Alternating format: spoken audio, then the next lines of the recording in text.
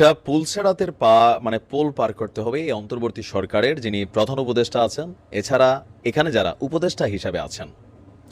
যে কোনো একটা রাজনৈতিক সরকার ক্ষমতায় আসলে এই অন্তর্বর্তী সরকারে থাকাকালীন তাদের যে ক্ষমতা গ্রহণ অথবা বিভিন্ন রকম সংস্কার কার্যক্রম চলমান অথবা বিভিন্ন ধরনের সিদ্ধান্ত যা যা তারা নিচ্ছে, কয়েকদিন আগে আমরা দেখেছিলাম যে সরকারের পক্ষ থেকে একটা অধ্যাদেশ ঘোষণা করা হয়েছিল। ঘোষণাটা কি ছিল? এই সরকার যাই করবে এগুলো নিয়ে ভবিষ্যতে কোনো প্রশ্ন তোলা যাবে না, কোনো রকম আইনি ব্যবস্থা নেওয়া যাবে না, এরকম নানান ধরনের সিকিউরিটি তারা নিজেদের জন্য করেছিল। তো বিএনপি অবশ্যই সেটা হয়তো ফলো আপ করবে, কিন্তু আওয়ামী লীগ কখনো আসলে এগুলো আসলে কাজে দিবে না।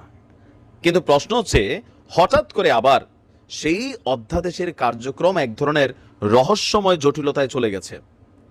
এখন কি সরকার কি ভয় পাচ্ছে অধ্যাদেশকে জারি করতে, নাকি বিতর্কের মুখে পড়বে, যেখানে এই সরকারের অনেক কর্মকাণ্ডে রাজনৈতিক দলগুলো এই মুহূর্তে আগের মতন কিন্তু সাপোর্ট করছে না, বিভাজন শুরু হয়ে গেছে। হঠাৎ করে আমরা দেখছি যে গেল কয়েকদিন আগে যে অধ্যাদেশ জারি করার কথা ছিল, মানব জমিনের হেডিং হচ্ছে অন্তর্বর্তী সরকার নিয়ে অধ্যাদেশ হচ্ছে না। অন্তর্বর্তী সরকারকে আইনি কাঠামোতে ফেলার যে খসড়া অধ্যাদেশটি, সেটা চূড়ান্ত হচ্ছে না। মন্ত্রিপরিষদ বিভাগও উপদেষ্টা পরিষদের বৈঠকে অধ্যাদেশের খসড়া অনুমোদন দেওয়ার পর নানান বিষয়ে পরীক্ষা নিরীক্ষা করা হচ্ছে। তো এখন পর্যন্ত তা আইন মন্ত্রণালয়ে এটা যায়নি। কথা ছিল ডক্টর আসিফ নজরুল দেশে ফিরলে সেটাকে প্রজ্ঞাপন হিসাবে নিয়ে আসার কথা ছিল। এখন আমরা দেখছি যে এই অধ্যাদেশটি নিয়ে মন্ত্রিপরিষদ বিভাগে ধীরে চলো নীতিতে এগুচ্ছে। মন্ত্রিপরিষদ বিভাগের একজন অতিরিক্ত সচিব তিনি বলছেন, উপদেষ্টা পরিষদের বৈঠকে অধ্যাদেশের খসড়া অনুমোদন দিয়েছে, তবে এটা নিয়ে এখন তার দপ্তরে কাজ হচ্ছে না।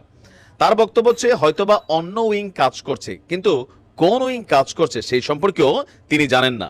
আবার বিষয়টি নিয়ে আইন মন্ত্রণালয়ের কর্মকর্তারা জানিয়েছেন, অধ্যাদেশের খসড়া প্রস্তুত করেছে মন্ত্রিপরিষদ বিভাগ।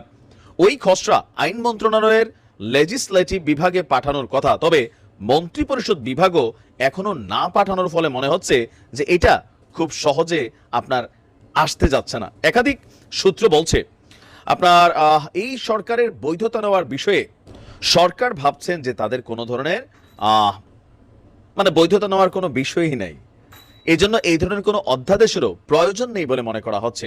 ছাত্র আন্দোলনের সমন্বয়কদের পক্ষ থেকে বলা হচ্ছে, ছাত্র জনতার অভ্যুত্থান বা বিপ্লবী হচ্ছে এই সরকারের বৈধতার ম্যান্ডেট।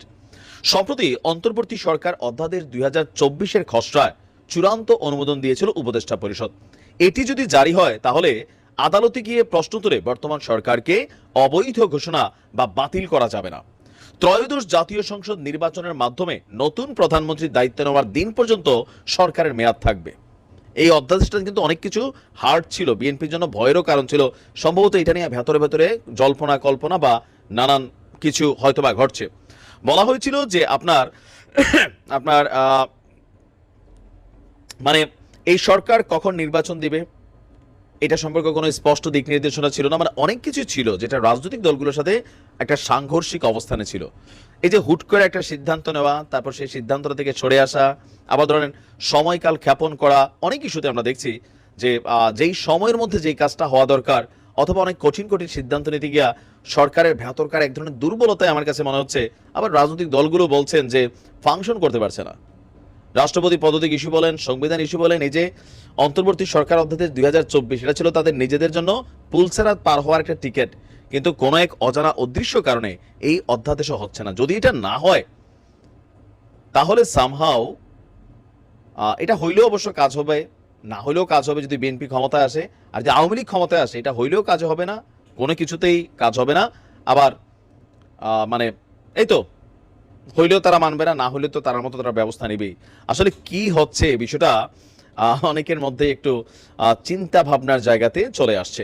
মানবজমিনের রিপোর্টটা আপনারা পুরোটা পড়ে নিতে পারবেন। এখানে অনেক প্রশ্ন, অনেক উত্তর, অনেক কিছু। আমি নিজেও আসলে এত বড় বিশাল ফিচার আলোচনা করতে গেলে আধা ঘন্টা লাগবে। বাট মনে হচ্ছে সরকার অনেক ক্ষেত্রে একটু ভয় পাচ্ছে কিছু সিদ্ধান্ত নিতে, নাকি আসলে গভীর চিন্তা করেন বা পরবর্তীতে কি হবে না হবে এ টু জেড ভাবেন। কারণ রাজনৈতিক দলগুলোর সাথে এই অন্তর্বর্তী সরকারের দূরত্ব হয়ে গেছে অনেক। আই ডোন্ট নো কি হতে যাচ্ছে।